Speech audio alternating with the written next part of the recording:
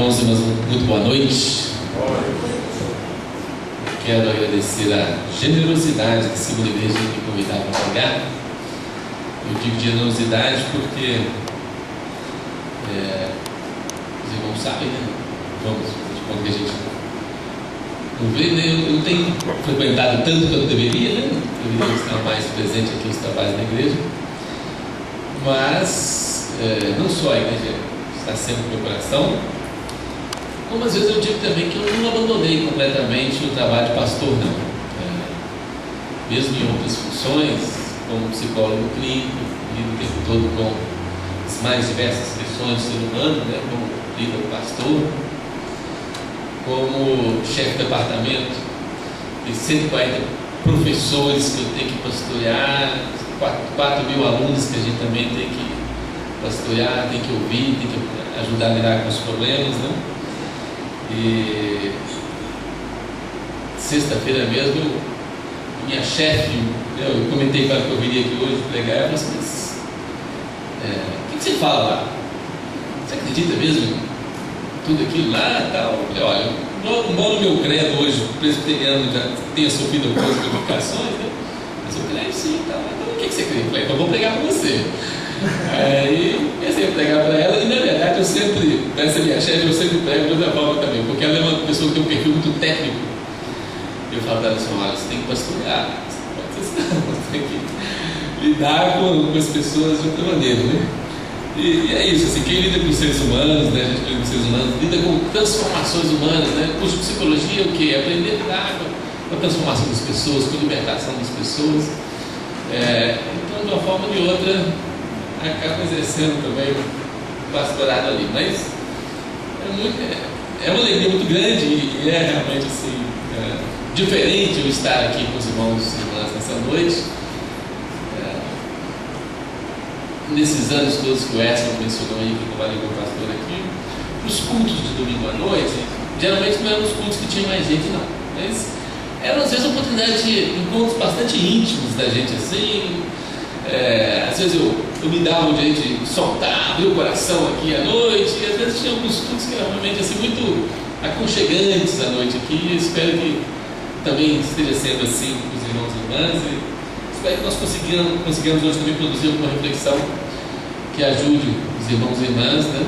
E que nos ajude todos nós a construirmos uma sociedade mais justa, mais fraterna e mais sustentável, né? Então, me convidaram para falar hoje aqui, tendo visto que hoje é o Dia Mundial do Meio Ambiente e que em alguns momentos, né, eu tenho lidado com essa questão socioambiental, tanto profissionalmente, quanto também nós temos o nosso projeto Oikos Brasil Espiritualidade Ecológica, que não encerrou ainda, a passo lento, mas continua atuando, né?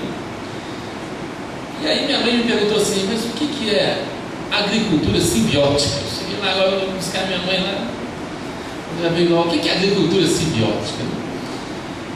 Embora eu possa até suspeitar do que se trate, eu quero deixar bem claro que eu não sou biólogo, não sou geógrafo, nem geólogo, não sou economista, porque a questão ecológica, ela exige, demanda múltiplos olhares. Quando nós falamos, né, de construirmos um mundo mais sustentável, quando nós falamos em contemplarmos as relações ecológicas do nosso planeta, é claro que isso demanda múltiplos olhares.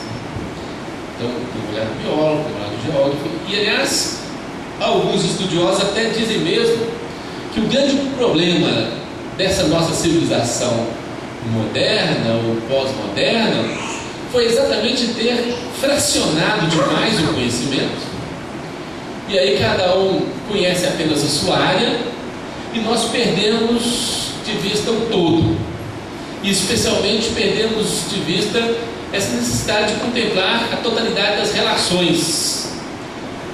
Então hoje nós precisamos reagrupar conhecimento do biólogo, do economista, do agricultor, do médico, enfim, dos mais diversos atores. Então, não espere de mim uma palestra sobre agricultura simbiótica,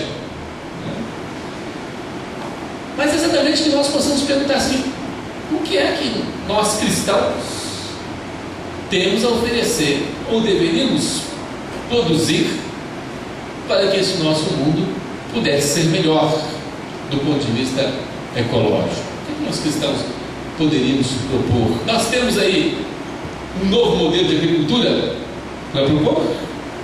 Eu imagino que não. Pode ter até alguém aí que é profissional dessa área que até tem uma carta na manga aí, mas como igreja, eu imagino que nós não temos aqui o novo modelo de agricultura, um novo modelo até de distribuição de renda.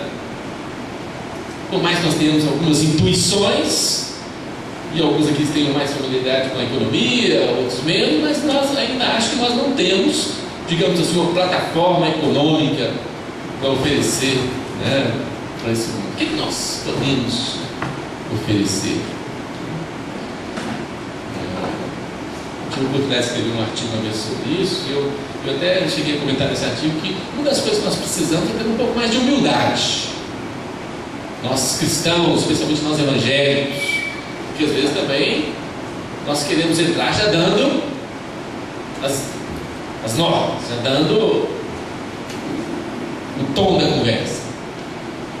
E precisamos redescobrir uma certa humildade, entrarmos no debate e oferecermos, digamos assim, modestamente, a nossa contribuição. Mas eu diria que a nossa contribuição, embora modesta, talvez seja indispensável. E eu queria então convidar os irmãos e irmãs a abrirmos nossas Bíblias no livro do Êxodo. Livro do Êxodo, no capítulo 16. Vamos ler os versículos 11 a 21. Êxodo 16, 11 a 21. Quase todo mundo aqui deve conhecer de que trata o livro do Êxodo, o segundo livro da Bíblia. Então, só para relembrar, o povo de Deus vivia como escravo na terra do Egito e vivia sendo oprimido. Havia lá um sujeito que tinha sido criado, essa parte acho que todo mundo deve ter assistido pelo menos o filme da Disney, foi criado pelo faraó, da família do faraó, mas que era hebreu, que se indignou contra aquela opressão. E aí, de indignação, de exílio, etc., uma opção de histórias, Moisés acabou se tornando o líder de uma libertação desse povo. Mas não foi uma libertação assim, olha, a partir de hoje está todo mundo livre e vamos festejar, não. Uma libertação que foi conquistada e foi, digamos assim, até foi um processo de metanoia, digamos assim, de conversão do povo. Então não foi só libertar das cadeias, libertar das correntes do Egito, não. Foi um processo também de libertar até a própria maneira de ver o mundo, de ver as coisas. E para isso, e também para que isso acontecesse, o povo de Deus atravessou o deserto. Então o Êxodo fala, Êxodo quer dizer saída, Foi a saída do povo do Egito atravessando o deserto. E todos nós já devemos ter enfrentado algum deserto em nossas vidas. Podemos não ter passado um deserto de areias, mas passamos por algum deserto, algum momento assim, em que queremos chegar a uma melhor realidade, mas enfrentamos as provações, as secas, a fome, a limitação das nossas forças e as tentações, é claro, Os momentos das nossas fraquezas vêm também das nossas tentações, não é assim? Mas bem, o povo de Deus também enfrentou tudo isso. E essa aqui é uma parte que fala sobre como Deus cuidou do seu povo. Mas cuidou, mas também de uma forma educou o seu povo, ajudou o seu povo a ver as coisas de uma maneira diferente. Então, Êxodo 16, versículos 11 a 21. E o Senhor disse a Moisés: tenho ouvido as murmurações dos filhos de Israel, Diz-lhes: ao crepúsculo da tarde comereis carne, e pela manhã vos fartareis de pão. E sabereis que eu sou o Senhor vosso Deus. À tarde subiram codornizes e cobriram o arraial. Pela manhã jazia o orvalho ao redor do arraial. E quando se evaporou o orvalho que caíra na superfície do deserto, restava uma coisa fina e semelhante a escamas, fina como a geada sobre a terra. Vendo-a os filhos de Israel, disseram uns aos outros: que é isto? Pois não sabiam o que era. Disse-lhes Moisés: isso é o pão que o Senhor vos dá para vosso alimento. Eis o que o Senhor vos ordenou: colhei disso cada um segundo o que pode comer, um homer por cabeça, segundo o número de vossas pessoas. Cada um tomará para os que se acharem na sua tenda. Assim o fizeram os filhos de Israel, e colheram uns mais, outros menos. Porém, medindo com o homem, não sobejava ao que colhera muito, nem faltava ao que colhera pouco, pois colheram cada um quanto podia comer. Disse-lhes Moisés: ninguém deixe dele para a manhã seguinte. Eles, porém, não deram ouvidos a Moisés, e alguns deixaram do maná para a manhã seguinte, porém deu bichos e cheirava mal. E Moisés se indignou contra eles. Colhiam-no, pois, manhã após manhã, cada um quanto podia comer, porque em vindo o calor se derretia. A famosa passagem do maná. Depois, mais para frente aí, vai dizer que o Israel aprendeu a chamar isso de maná.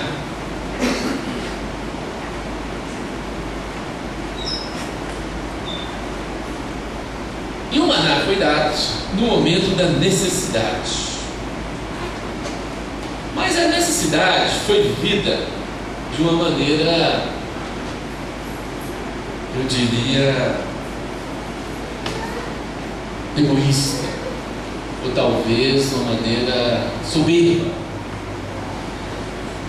Nós já ouvimos falar sobre como o povo de Deus começou a lamentar e a murmurar, dizendo assim: olha, Moisés, por que você trouxe a gente para cá? Devia deixar a gente lá, no Egito, porque lá pelo menos tinha a fartura das panelas de carne, lá tinha um McDonald's em cada esquina, lá tinha comida. Aqui, Moisés, você nos traz aqui para a gente viver nessa privação. Irmãos e irmãs, Moisés então precisa fazer todo um exercício de ajudar o povo de Deus a reler a sua realidade e olhar para a sua própria realidade de uma outra maneira. Diz a Bíblia então que Deus providenciou para que viessem as codornizes, ou seja, pássaros, passaram por ali, se ofereceram, digamos assim, para o povo de Deus. E pode o povo de Deus escolher, né, as codornizes, pode matar as codornizes para comer. Hoje há uma grande discussão sobre isso. Os veganos, né, estão aí pegando o nosso pé, nós não fazemos mais esse tipo de coisa. Há toda uma discussão sobre isso. Não vou entrar nessa discussão agora, mas é uma discussão que é pauta. Mas eu diria que naquele dia aconteceu um milagre no meio do povo. E aí nós vamos pensar assim: mas o que é o milagre? O milagre é os pássaros terem vindo e pousado. Pode ser que os pássaros pousaram ou passaram por ali como faziam quase sempre. Mas teve um outro milagre, que foi o maná. Aquele orvalho, aquela seiva que se cristalizava e se oferecia como alimento. Os próprios críticos bíblicos, alguns estudiosos, dizem: olha, trata-se de, pode pelo menos tratar-se de um tipo de resina, um tipo de cristalização de alguma seiva mesmo, que fosse um fenômeno natural. e que talvez estivesse acontecendo até hoje se nós mesmos, com o nosso desequilíbrio ecológico, não tivéssemos modificado as características daquele lugar.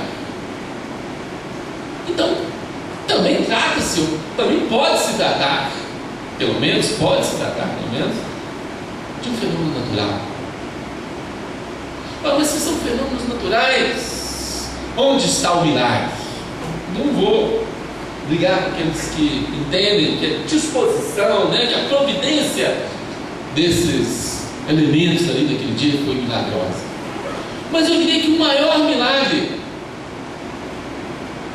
foi Moisés ter ter ajudado o povo a modificar a sua relação com os recursos que Deus coloca à nossa volta e coloca à nossa frente o tempo todo.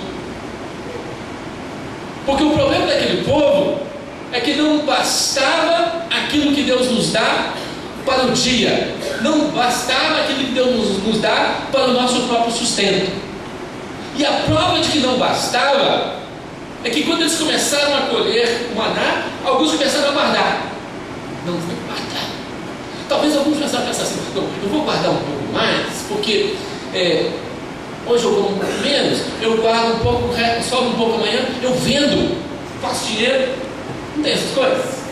Nós começamos a distribuir às vezes nas cestas básicas aqui. Tinha gente que vinha pegar cesta básica para vender. Acontecia ou não acontecia isso? Não, nem todo mundo, às vezes acontecia. Porque isso é a ganância humana, Isso é a nossa forma mais natural, muitas vezes humana, de nos relacionarmos com aquilo que Deus, com aquilo que está à nossa volta, com a criação que está à nossa volta. E aí o que acontecia é que muita gente do povo começou a guardar. Não, aí eu quero juntar, porque amanhã eu quero comer muito. E aí diz a Bíblia que o que o povo juntava perecia no dia seguinte. Mas aqueles que começaram a ter um outro relacionamento, não lhes faltava o alimento. Mas tinha também que queriam pegar mais. Eu gosto de muito. Mas Deus, através da liderança de Moisés, também ensinou aquelas pessoas a repartirem o pão. Repartirem o pão segundo as necessidades de todos.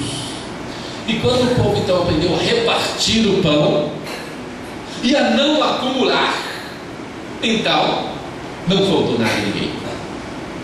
Olha para você ver que história. A história está nos dizendo que os nossos problemas começam quando nós, na nossa ganância, queremos acumular e queremos mais do que necessitamos. É isso que semeia a morte, a destruição, ou como aqui no caso, a podridão no nosso meio. A nossa sociedade começa a apodrecer quando nós não observamos essa forma de vida. Então, irmãos e irmãs, eu diria que nisso houve milagre naquele dia. Nisso houve milagre naquela situação. O milagre não está tanto em aparecerem os pássaros ou em aparecer o maná. O milagre está em o povo aprender a repartir e aprender que não precisa do excesso, que não precisa do acúmulo, que pode viver numa sociedade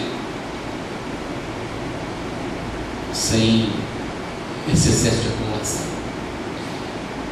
Olha, irmãos e irmãs, eu entendo que essa história tem uma missão ecológica para todos nós.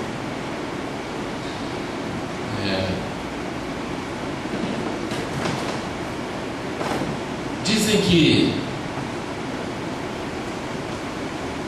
se todos no nosso planeta resolverem consumir, acumular, como consomem, como acumulam os cidadãos de Nova York ou das grandes metrópoles ocidentais, Londres, que nós precisaríamos de 3 planetas Terra para dar conta disso. Nós só temos um. Mas mesmo esse um nós estamos exaurindo.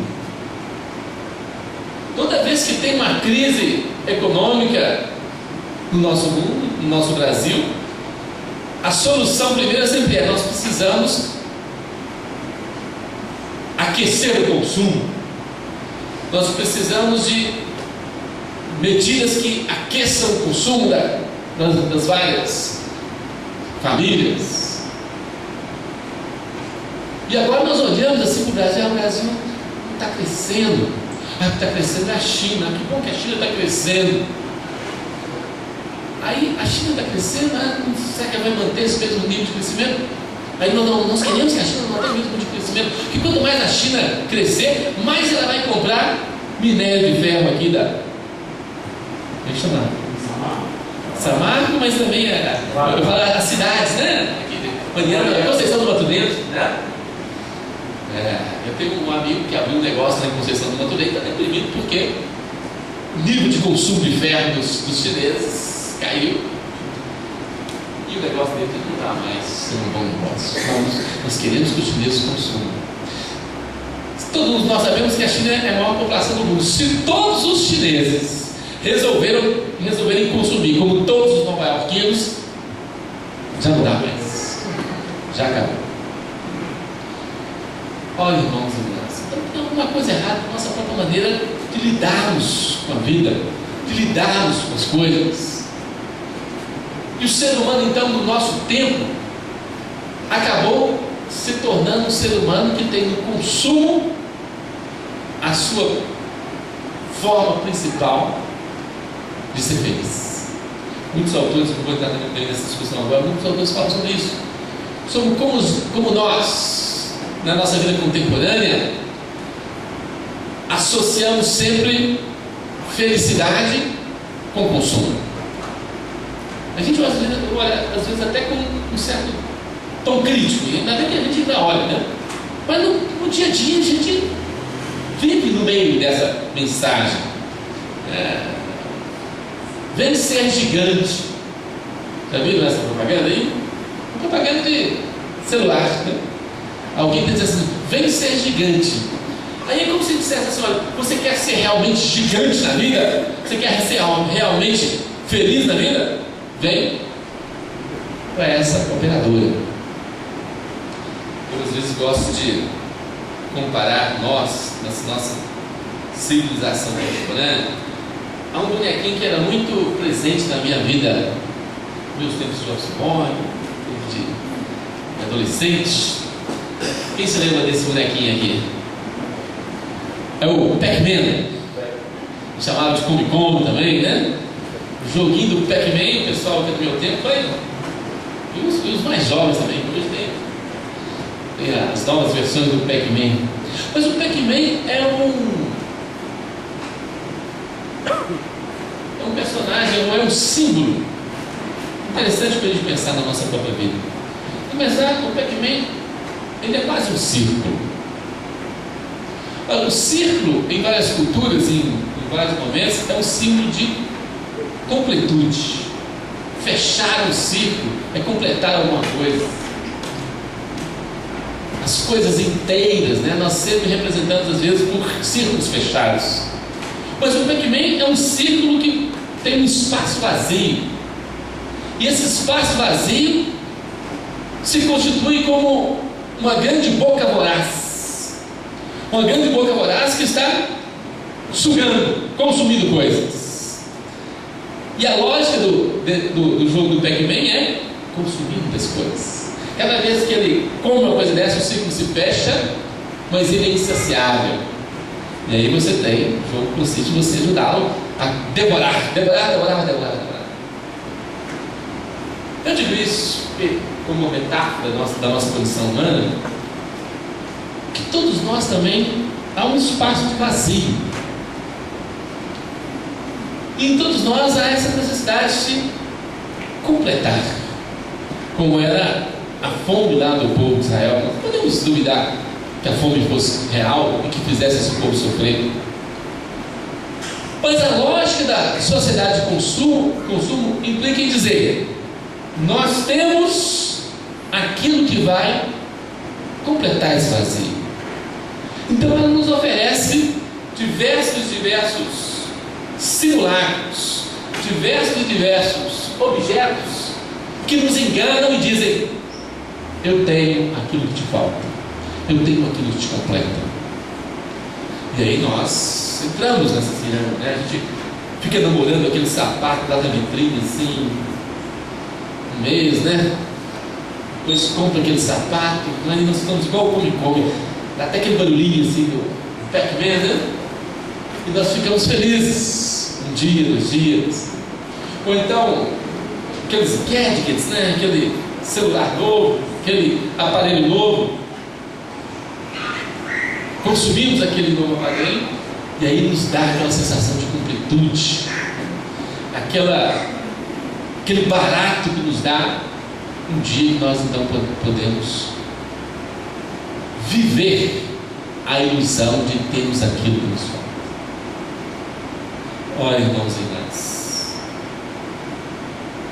essa é a lógica da sociedade que nós vivemos: consumir, acumular, ter cada vez mais. Então a fé cristã e a nossa fé, de alguma forma, precisa ser uma maneira de ajudar as pessoas a viverem de outra maneira, a suportarem viver de outra maneira. Como suportar viver de outra maneira? Para começar, nós precisamos de uma sociedade que aprenda a repartir, uma sociedade que possa distribuir os nossos recursos de maneira mais justa. Então, irmãs e irmãs, não há como ser ecológico se não há justiça. Não há como falar em ecologia, em sermos verdes, se nós não falamos em fazermos justiça social. E não há como fazer justiça social sem falarmos em fazer atuação política. Uma das coisas que Moisés teve que aprender a fazer foi liderança política, atuação política. E a igreja precisa ser também um instrumento de atuação política. Não adianta a gente ficar: não, eu só gosto de uma pessoa verde também, sou uma pessoa ecológica também, eu separo as minhas garrafas, eu separo o meu lixo, eu economizo água. Mas se nós não tivermos também uma atuação firme para constituirmos uma sociedade em que os recursos sejam mais repartidos, em que as pessoas não tenham essa ganância da acumulação, na verdade estamos fingindo que somos ecológicos. Irmãos e irmãs, vocês conhecem os números: 62 pessoas nesse mundo dominam metade da riqueza desse mundo. 62 pessoas. Não deve ser muito mais do que o que está aqui. Na verdade, nós temos 50, 60 pessoas. Quer dizer, se tivéssemos essas 62 pessoas sentadas aqui, nesses bancos que vocês estão sentando, que teria mais ou menos essa mesma plateia aqui. E essa mesma plateia seria dona de metade da riqueza do mundo. Gente, sabe o que é isso? Metade. O resto são 7 bilhões de pessoas. Mas 62 pessoas acumulam o maná. 62 pessoas acumulam aquilo que Deus coloca na nossa existência. Então, irmãos, mas não venham fazer discurso verde se nós não questionamos essa realidade. E não venham dizer que aquele ricaço lá doa dinheiro para aquela ONG ali, se aquele ricaço lá não é capaz de produzir uma reflexão sobre como a distribuição de riqueza nesse mundo poderia ser mais justa. 1% da população do mundo domina, é outra conta, 99% do maná desse mundo. Aquilo que Moisés ensinou para o povo ali fazer, nós não esquecemos completamente. 1% está acumulando tudo, acumula todo o maná, e o resto que passa fome. Então, irmãos e irmãs, não é possível nós chegarmos aqui a celebrar o Dia Mundial do Meio Ambiente e falarmos que estamos a fim de preservar a natureza, estamos a fim de regar as nossas plantas, se de alguma forma nós, como comunidade cristã, não temos também uma atuação social, política para a transformação dessa realidade. E aí eu digo com todas as letras: se nós evangélicos não arrumarmos um jeito de dizer que aquela chamada bancada evangélica do Congresso Nacional não nos representa, nós continuaremos coniventes com aqueles que acumulam o maná. Vai me desculpar, irmão e irmã, se você tem um posicionamento diferente do meu, mas eu fiquei com vergonha naquele famoso dia da votação, em que as pessoas, às vezes, se apresentavam em nome de Deus, em nome de Jesus, em nome do povo evangélico, não porque querem isso ou aquele destino para presidente. Não estou dizendo isso. Eu estou dizendo assim, qual é o conjunto das manifestações da chamada bancada evangélica no nosso país? É sempre com aquilo que há de mais atrasado, com aquilo que há de mais conservador e com aquilo que não produz nenhuma forma de justiça em nosso país. Então nós precisamos mudar essa situação. Irmãos e irmãs, não há conselhos ecológicos sem justiça social. Não adianta ficarmos preservando os bichos. Vocês ouviram uma charge interessante, né?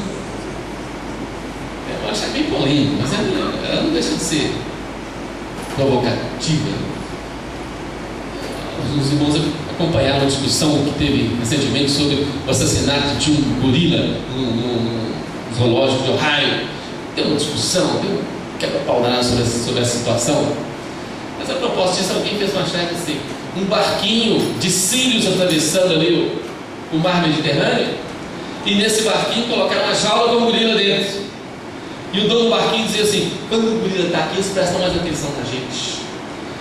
Olha para você ver, se essa charge não denuncia o cinismo de uma sociedade que de alguma forma não se mobiliza para que certas realidades deixem de acontecer. Moisés operou um milagre naquele dia. O milagre não foi aparecer de nada, as coisas estavam ali. Moisés não tirou da cartola, da manga, o alimento do povo, o alimento estava lá. Moisés ensinou o povo a ver isso de outra maneira.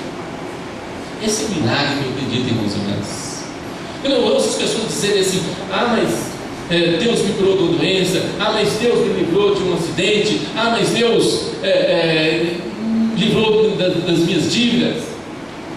Na hora eu penso assim: na verdade o milagre está em ver as coisas diferentes, está em ter um outro olhar sobre a vida, porque os recursos estão aí. Agora, não me venham dizer assim que Deus é aquele que vai encobrir todos os buracos que me faltam, tudo aquilo que me falta. Essa é a mentira da sociedade de consumo. E esse Deus que vendem por aí, que dizem assim que é o Deus que vai nos dar tudo aquilo que nos falta, é o Deus do consumo. E nesse momento a religião se torna algo mais a nos colocarmos na lógica do consumo. De alguma forma a nossa pregação e a nossa mensagem cristã precisa ajudar as pessoas a lidarem com a sua falta, sem precisar consumir, sem precisar remediar, lidar com a sua falta de uma maneira serena, sem querer acumular para que depois não falte mais. De alguma maneira tem uma outra maneira de lidar com a vida, mas isso implica, irmãos e irmãs, então uma renúncia de prazer, uma renúncia de uma satisfação plena. Então a fé cristã, de uma forma, precisa nos ajudar nessa renúncia. Eu poderia falar bastante sobre isso aqui, mas estou meio destreinado, né? A gente começa a exceder o tempo, né? Mas eu quero terminar com uma palavra então que todo mundo conhece. Terminar com a palavra que todo mundo conhece. Quando nós falamos mais sobre isso, eu quero terminar com a palavra que todo mundo conhece. Sermão da Montanha. Todo mundo conhece o Sermão da Montanha, conhece? Dizem que é o núcleo central do Evangelho. Então é o Evangelho do Evangelho. Não é assim? É o grande discurso de Jesus Cristo. onde Ele também está nos ensinando uma outra maneira de olhar, uma outra maneira de ver a vida. E é justamente nos chamando a olhar de uma outra maneira que Jesus quis falar lá em Mateus, no capítulo 6, uma passagem bastante conhecida, né? Uma passagem talvez a mais ecológica da Bíblia, uma das mais ecológicas da Bíblia, né? Mateus 6, versículos 25 e diante. Por isso vos digo, não andeis ansiosos pela vossa vida, quanto ao que haveis de comer ou beber, nem pelo vosso corpo, quanto ao que haveis de vestir. Não é a vida mais do que o alimento e o corpo mais do que as vestes? Observai as aves do céu, não semeiam, não colhem, nem ajuntam em celeiros. Contudo, vosso Pai Celeste as sustenta. Porventura não valeis vós muito mais do que as aves? Qual de vós, por ansioso que esteja, pode acrescentar um côvado ao custo da sua vida? E por que andais ansiosos quanto ao vestiário? Considerai como crescem os lírios do campo. Eles não trabalham nem fiam. Eu, contudo, vos afirmo que nem Salomão, em toda a sua glória, se vestiu como qualquer deles. Ora, se Deus veste assim a erva do campo, que hoje existe e amanhã é lançada no forno, quanto mais a vós, outros homens de pequena fé. Portanto, não vos inquieteis, dizendo que comeremos, que beberemos, ou com que nos vestiremos, porque os gentios é que procuram todas essas coisas, pois vosso Pai Celeste sabe que necessitais de todas elas. Buscai, pois, em primeiro lugar o seu reino e a sua justiça, e todas essas coisas que serão acrescentadas. Essa parte podia ser até ligada diretamente com aquela outra, né? Podíamos até fazer uma historinha que sair daquela passagem e entrava diretamente nessa. Que é disso que nos fala o Evangelho. E é essa a contribuição que a fé cristã talvez pudesse dar a essa discussão ecológica ou a questão da sustentabilidade do nosso planeta.